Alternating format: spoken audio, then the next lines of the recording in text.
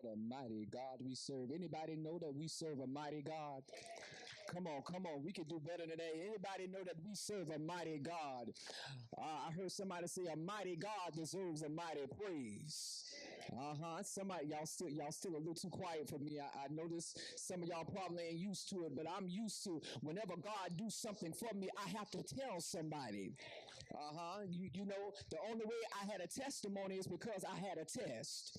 And the reason I got the testimony is because I passed the test. Y'all don't hear me. I may have failed plenty, but the ones that I passed, I'm going to tell somebody that God helped me through it. Anybody testimony that God helped me through the test that I thought I was going to fail.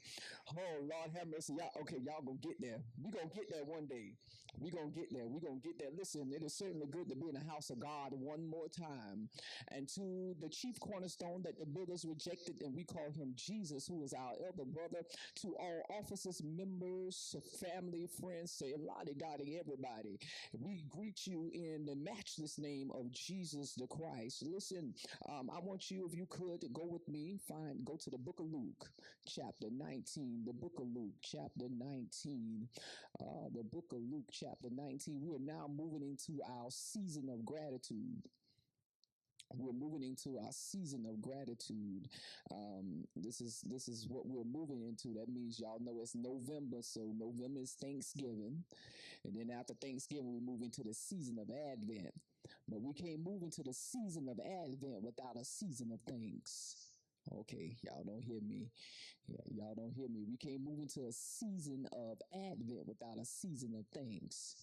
Because Advent is the season of gifting. Y'all don't hear me. Lord, I'm trying to teach. Y'all mind if I just teach right before I get into this? Most of us skip the season of gratitude and go straight to the season of giving. And not because we are giving, but we rather receive gifts. Come on, somebody. But you can't receive without telling somebody thank you. Lord have mercy. That's why some of us still struggling. We want everybody to give to us, but we don't want to say thank you. So we're moving into this season. Listen, Luke 19, it reads this way. It says, he entered Jericho and was passing through it. We're talking about Jesus. A man was there named Zacchaeus. He was a chief tax collector and was rich. He was trying to see who Jesus was, but on account of the crowd, he could not because he was short in stature. Somebody yell out, say short. Okay, so he ran ahead and climbed a sycamore tree to see him because he was going to pass that way. When Jesus came to that place, he looked up and said to him, Zacchaeus, hurry and come down, for I must stay at your house today. So he hurried down and was happy to welcome him. All who saw it began to grumble and said, he has gone to be the guest of one who is a sinner. So Zacchaeus stood there and said to the Lord, look, half of my possessions, Lord, I will give to the poor. And if I had defrauded anyone of anything, I will pay back 4 times as much. Then Jesus said to him, today salvation has come to this house because he too is a son of Abraham. For the Son of Man came to seek out and to save the lost. Let us pray. God, do it again. In Jesus' name, amen. Family, have you ever expected well, had unexpected company? I need y'all to talk back with me. Y'all ever had unexpected company? I'm talking about the kind that doesn't call or text. I'm not talking about your children. But I'm talking about that unexpected company. They just show up. Yeah. You hear a knock at the door, and your first thought is, Lord, not today. The house isn't clean. Dishes in the sink, clothes on the couch, and you start doing that quick little shuffle. Y'all know what I'm talking about. Lighting candles, trying to straighten up the pillows, trying to make things look better than they really are. And just when you're ready to be annoyed, you open the door. And it's the neighbor you didn't expect, the friend you haven't seen in a while, or that family member who always brings peace with them when they come. And before long, you realize that even though you weren't prepared for the visit, it was exactly what you needed. Am I talking to anybody in the house? See, because sometimes the best visits are the unexpected ones. Not the ones you planned for, but the ones heaven arranged. Oh Lord have mercy. Let me stop in somebody's house. You know, sometimes the visits are not the ones that you planned for. You know the family was coming for Thanksgiving, but I'm talking about the visits that heaven arranged. In other words, that means God knew who you needed and what you needed and the time you needed it. But you didn't expect it because it wasn't something that you planned. Isn't it funny how God will interrupt your plans to get you what you need? Oh, Lord have mercy. I'm talking to myself in here because some visits don't come to inconvenience you, they come to interrupt you with healing.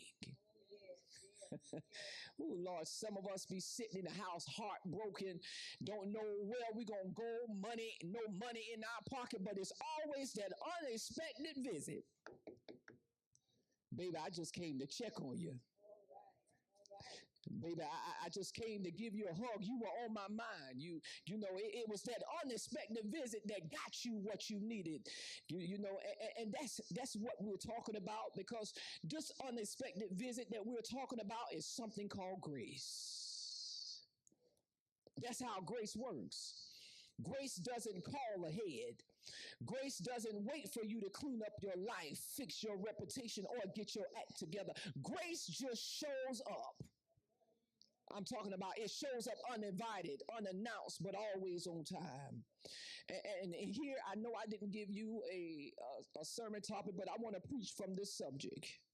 When grace stops by your house, when grace stops by your house, y'all help me preach this. I want you to look at your neighbor and say, neighbor, grace is coming by your house.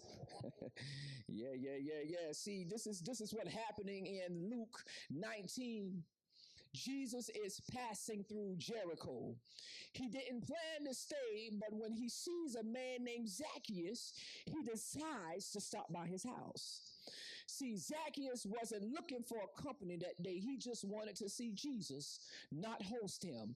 You know how it is when you go to the grocery store and you just run into somebody and you be like, Lord, I ain't planning on seeing you. I ain't planning on hosting you. And it's just so happened that when you walk close to him, your spirit start to shift just a little bit. Be like, Lord, what is this? What is this? Now, I ain't planning to sit here and talk to you in Piggly Wiggly for a good 45 minutes. And then the conversation led to, girl, stop by my house. This is what Zacchaeus was saying. Zacchaeus was saying, I just wanted to see you. I wasn't planning to host you. And here's the thing about it. He thought he'd get a glimpse, not a guest. But when grace stops by, it doesn't come to observe, it comes to occupy. And I believe there's somebody in this house who knows exactly what that feels like. When grace showed up in a season you didn't expect. When mercy knocked on your door after you already made a mess. When favor came and sat down in your situation. I know y'all know what I'm talking about. Oh, Lord, have mercy. I didn't expect for grace to come in when I was getting ready to lose my mind. I didn't expect for mercy to come in when I made that mess. And I definitely didn't expect for favor to come sit down in my situation. I didn't expect it, but I thank God that it happened. See, here's the thing. You didn't plan for it, but you're grateful for it. Because grace will show up like an unexpected neighbor, bringing peace to the chaos, joy to the sorrow, and salvation to the broken. Somebody near you, I want you to tell somebody, say, when grace stops by, everything changes. Y'all mind, I just want to, let me teach this for a moment and I got to get out your way. I want to teach you something called the nature of grace. Before we shout on it, let's understand it. Grace isn't a mood, it's a movement. It's not just a church word, it's the very character of God in action. Oh, we miss it. Grace ain't just a church word. It's the very movement. It's God in action. That means the only way you can experience grace is you got to have a relationship. Okay, y'all don't hear me. Let me talk to the wooden cross here. The only way that you can experience grace is you got to have a relationship, because that's the only way you can experience God in action. Oh yeah, that means it means that God gives you what you don't deserve. So, grace means God comes to you when you can't come to him. Grace means he loves you while you're still up in your tree. Oh Lord, y'all ain't heard the scripture in it. It says that Zacchaeus got up in a sycamore tree and was looking down. He just wanted to see Jesus. He didn't want to go to him. Ah, that means grace will come to you in your tree, hiding behind your status, your struggle, and your shame. But this is why I love God, because God is saying, you ain't got to come to me, baby. I'll come to you. Oh, yeah, yeah. And that's what's so powerful about this text. Zacchaeus didn't go looking for Jesus, Jesus went looking for him. My gosh, maybe this right here should teach us a lesson. We want our children to come looking for us instead of us going to look for them. We want the church folk to come looking for the church instead of the church going looking for the people. The people still out there, they not saved because you ain't going to look for them. You think they supposed to come look for you? If Jesus can go look for Zacchaeus, what makes you think that you too good to go look for people? The church empty because you didn't go look for them. You are the Jesus that they need. Y'all don't hear me. Y'all, oh my gosh. Some of you are grace. That means when you go see them, that means you go say, I'm just checking on you. Some of you can go and tell somebody you just checking on them and you might just save them from suicide. Oh Lord, my God, y'all don't hear me. You might give them your last, but your last might be everything that they needed. Oh gosh, y'all. Okay, I'm preaching to myself. You know, here's the thing. Jesus went looking for Zacchaeus, and that's what grace does. It seeks you, it causes you, but it also changes you. So the question for us today isn't, do you deserve grace? Because none of us do. None of us do. This is the hard part of it. None of us deserve grace. But here's the thesis of this. I love this. To all my educators, this is the thesis of this. When grace shows up, it doesn't come to visit your comfort. It comes to transform your condition. Okay, I'm going to say it again for the people in the back. When grace shows up, it doesn't come to visit your comfort. It comes to transform your condition. Sometimes grace is the hard thing that you didn't want, but you needed. When I got in trouble at school, Callie didn't come to comfort me. She came to change me. In other words, she came to cut my behind. Grace is what the Bible said in Psalm, for the Lord is the rod and the y'all don't hear me. You got to understand that the rod and the staff ain't something good. The rod and the staff is this. One is to beat and one is to guide. That is what grace is. Sometimes grace has to come in like your mama and cut your behind and get you in line. Y'all don't hear me. Yeah. We don't want to talk about that. We think that grace is supposed to come and just pat you in the back and say, baby, keep doing what you're doing. No, grace is coming in to tell you, I need you to change. I'm trying to transform you. Because if you don't change now, it no telling what you're going to hit down the road. Whew. So the question is, what will you do when grace stops by your house? Yeah, I'm at my first point. Grace will find you where you are. See, Zacchaeus didn't go to the temple. Jesus came to the street. Oh, oh, oh, yeah, I can stop right there and sit down. Zacchaeus didn't come to the church. The children from Woodside didn't come to New Bethel. New Bethel went to Woodside. Oh, oh, y'all don't hear me. Oh, no. Pepper Tree didn't come to New Bethel. New Bethel went to Pepper Tree. Back Street didn't come to New Bethel. New Bethel went to Back Street. Yeah, okay, all right. New Bethel, New Bethel didn't host a revival. They had one under the tree. They did church outside the walls. That means we got out of the building.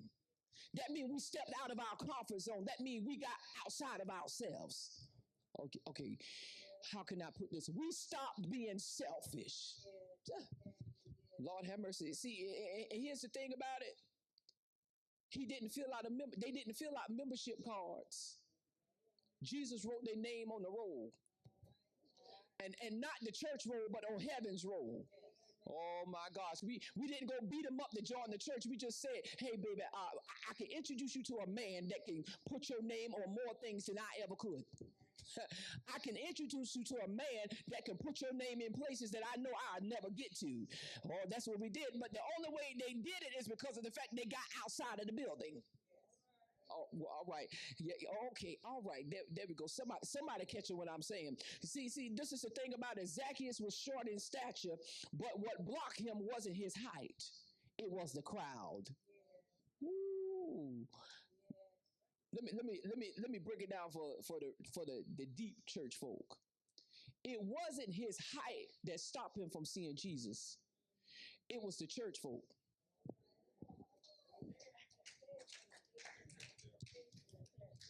Why? Because they already knew who Jesus was. They blocked everybody who was trying to see who he was from seeing him. In other words, get out people way who really want to see Jesus and stop playing. Okay, all right. But here's the thing: the people who stood between him and Jesus represent systems, attitudes, and traditions that block folk from seeing Christ clearly. But Zacchaeus teaches us something. When you really want to see Jesus, you'll climb above the crowd. Oh, y'all saw how I flipped that in. You saw how I flipped that. Because at first I had to get the church folk together, but let me get the people together who want to blame the church folks that they can't see Jesus. Sometimes you got to push past some church folk. I didn't say push past the Christians. I say push past the church folk. It's a difference. Sometimes you got to push past some folk that look at you funny in church. Baby, you ain't got nothing. I know you. All right, I'm talking to somebody. Sometimes you got to push past some folk that always walk in here with the big hats on, but baby, that's somebody else hat you got on. Sometimes you got to push past them. Because some folks just want to be mean to be mean. You got to push past that. If you really want to get to where you got to, y'all, okay. Sometimes that means rising above your pride, rising above your past, your pain, and people's opinions. But theologically, grace initiates the search. Zacchaeus thought he was seeking Jesus, but in truth, Jesus was seeking him because grace finds us before we find God. This is why I love grace. You may not be where you want to be, but thank God grace knows your address. It will find you in addiction. It will find you in anxiety. It will find you in brokenness or even in arrogance. And somebody ought to thank God that grace didn't wait until you made it to church, but it found you right where you were, y'all. Oh, I'm going to say it again. Somebody ought to thank God that grace found you where you were and not until you got to church, because some of us wouldn't have made it to church. But if it was not for grace finding us in the midst of our sin, y'all don't hear me. If it wasn't for grace finding us in the middle of the night when we were crying our eyes out, if it wasn't for grace when we were getting ready to pop that last pill, y'all don't hear me. If it wasn't for grace when we were getting ready to turn up that bottle one more time, if it wasn't for grace when we were getting ready to lose our mind, we would not have made it to the church. So that's why somebody ought to say, God, I thank you for grace. I'm at my point too. I told you I got to hurry up and get out here. It's 11:55. It's 11:55. Let me tell y'all something. Grace will call you by your name. See, when Jesus came to the place, he looked up and he said, Zacchaeus, hurry and come down, for I must stay at your house today. Jesus didn't just say, hey, you in the tree. He said, Zacchaeus. That means Jesus knew his name before he ever repented. That's the nature of what we call prevenient grace, the grace that goes before salvation. It means God calls you before you clean up. Your name, he names you before you change. He chooses you before you qualify. Zacchaeus' name means pure. And Jesus called him not based on who he was, but who he could be.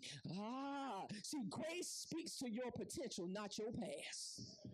Ooh, Lord, that's why I'm so glad I serve a God of grace and not man. You, Lord, have mercy. Because man will call you by your past, but grace will call you by your potential. Somebody ought to take that to work and say, I'm going to call you by your potential, child. I'm not going to call you by your past. That's the problem. Stop calling your children by their past and call them what you know them to be.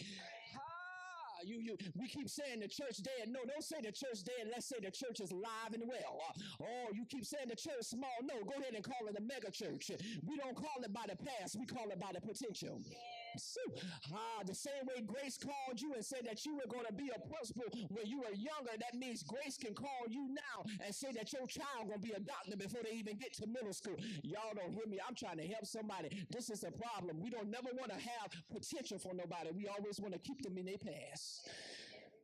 Yeah, I'm talking right. Am I saying something? To talk to the pews. Am I preaching in here? Okay, all right. Here's the thing. There are people right now that society has labeled lost cause, but grace doesn't read your rap sheet. It reads your destiny. Grace will call you out of your tree. It will call you out of your trauma. It will call you out of your transaction, and it will call you out of your sin. That's why when you hear your name in the spirit, you can't stay where you are, because when grace calls, it demands movement. You can't stay in the tree when Jesus said, come down.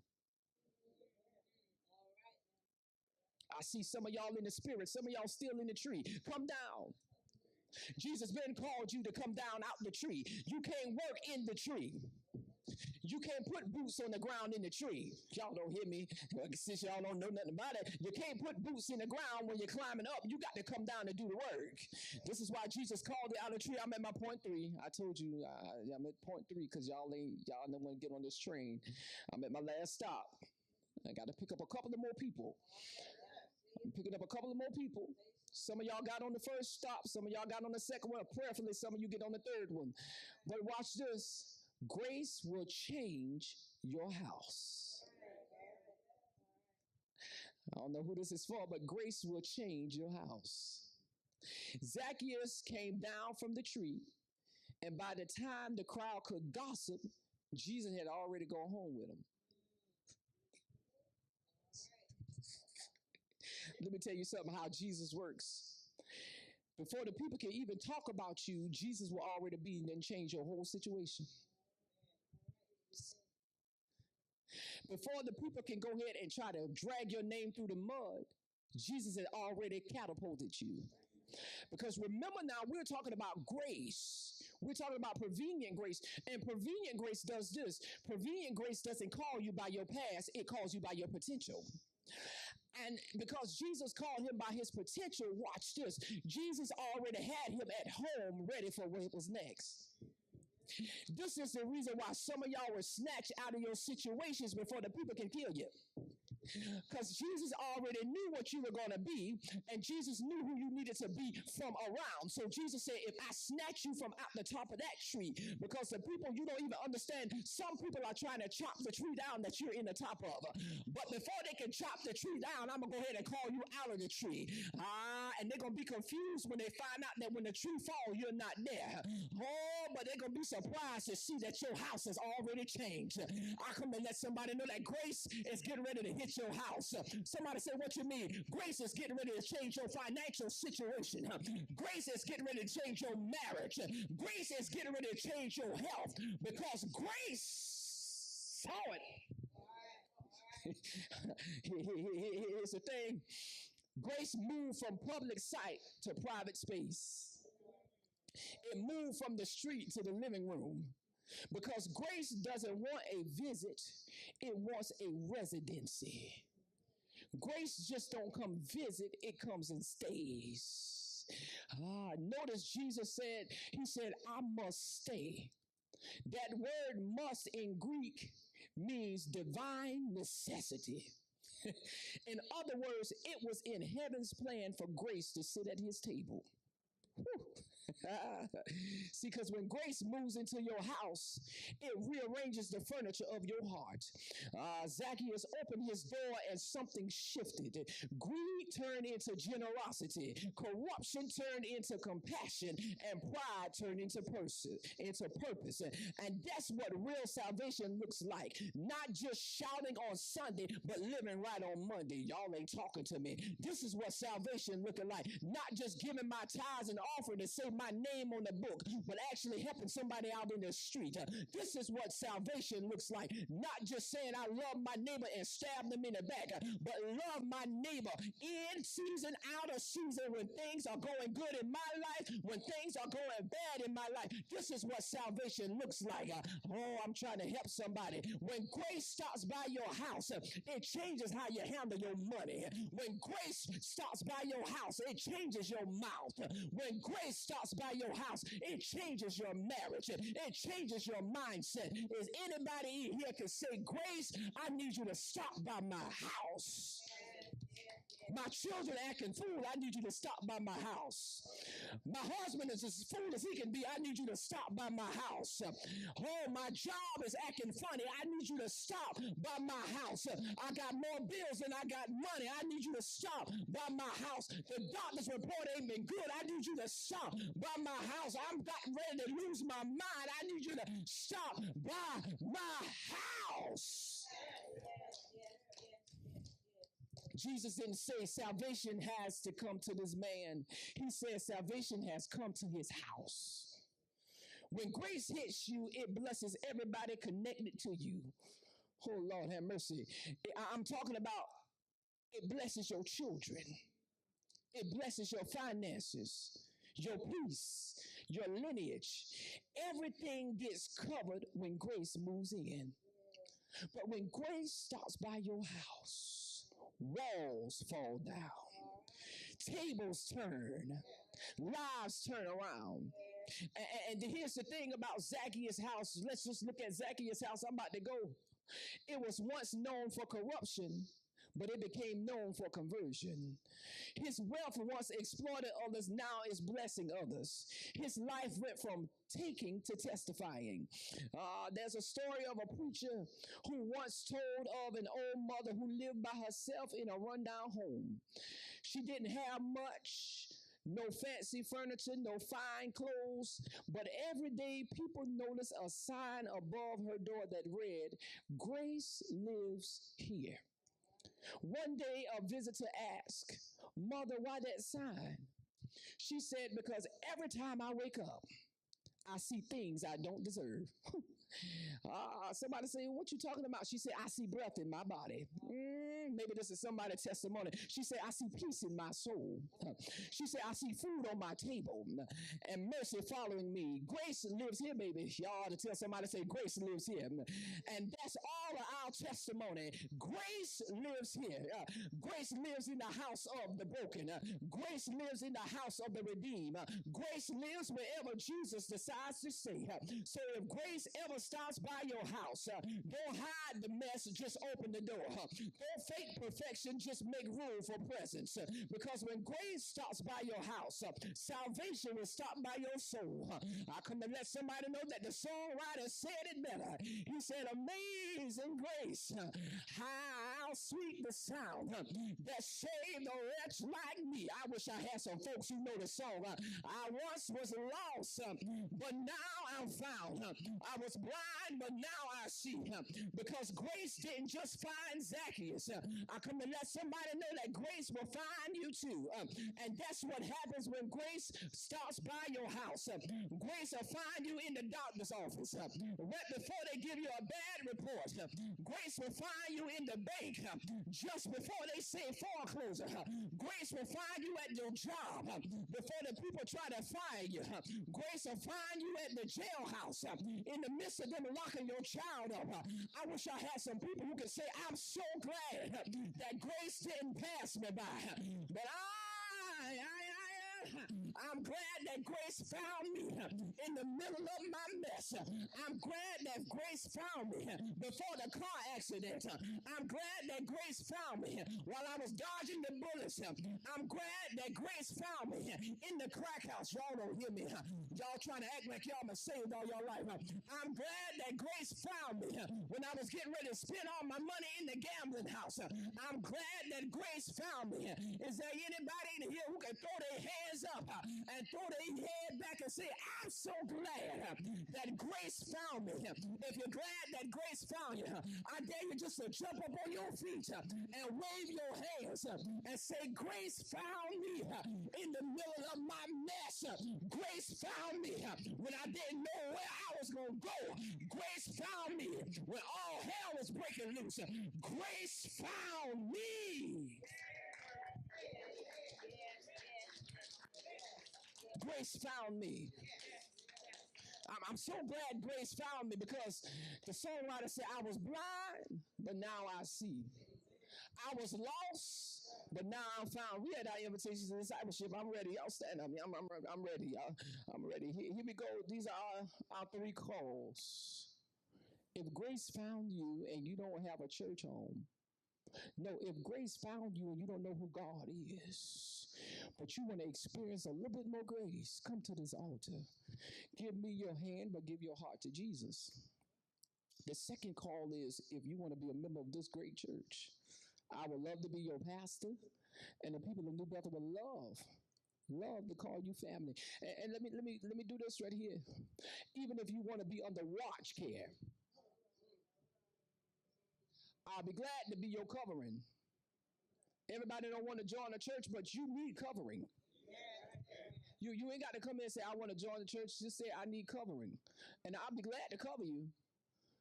That means I'll pray for you. I'll walk with you. Whatever you're going through, we go through it together. Because that's what grace does. Ooh, Lord have mercy. That's what grace does. Grace go through with you. Even when you want to give up. Grace is that leaning post. Ooh, that when you lean to the right, it props you back up. When you lean to the left, that's what grace is. And the third call is if you are in need of special prayer, the altar is open. And when you come to the altar, I want you to do this one thing. If you come to the altar in need of special prayer, whatever it is that you brought to this altar, let grace handle it. That means you don't take it back with you because that means you really just came up here for show. But for people who really want change, the altar is here.